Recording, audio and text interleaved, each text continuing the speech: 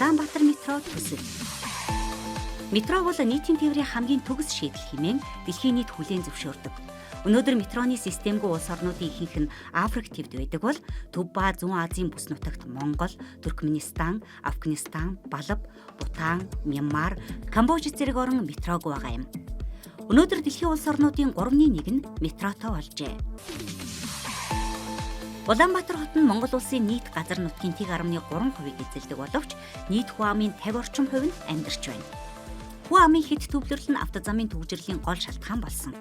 Цаашид Улаанбаатар хотод олон төрөлт нийтийн тээврийн төслүүд тэр дундаа метро төсөл хэрэгжүүлэхгүй бол хот үндсэндээ тэг зогсолт хийх эрсдэл үүссэн. Тиймээс Улаанбаатар метро төслийг хэрэгжүүлэхээр шинжилсэн техник эдийн засгийн үндэслэлийг боловсруулсан бөгөөд төсөл хэрэгжснээр 2040 оны төвшөнд хэвийн буюу хөдөлгөөний эрчим эрс буурах тооцоолол гаргаад байна.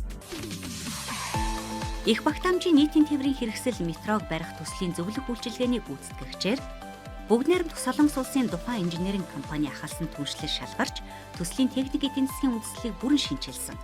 Улаанбаатар хотод метро байгуулахаар анх Японы JICA-гаас 2011-2013 онд техник эдийн засгийн үндэслэлийг боловсруулсан байсныг ийхүү шинжилэн боловсруулж Монгол улсын засгийн газарт өргөн мэдүүлэхээр бэлтгэл ханган ажиллаж байна.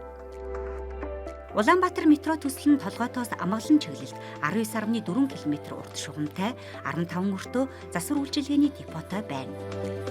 Төсөл хэрэгжснээр оргил цагт нэг чиглэлд цагт 17,200-аас 26,000 хүн тээвэрлэх бөгөөд автозамын сүлжээний хөдөлгөөний эрчим 10%-аар сайжирч дундаж хуурд 18%-аар өсөх төлөвтэй байна.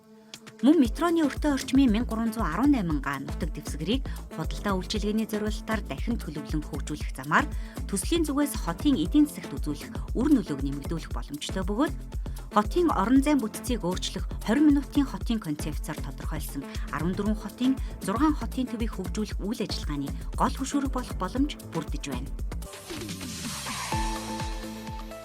Төслийн барилгын ажил эхлүүлэх бэлтгэлийг хангах хүрээнд метроны инженер мэргэжилтэн бэлтгэх 2 дээр нэмэх нь 2 хөтөлбөрийг нийслэлийн засаг даргын тамгын газар, шинжлэх ухаан технологийн их сургууль, тухайн инженеринг компани хамтран хэрэгжүүлэхээр болсон.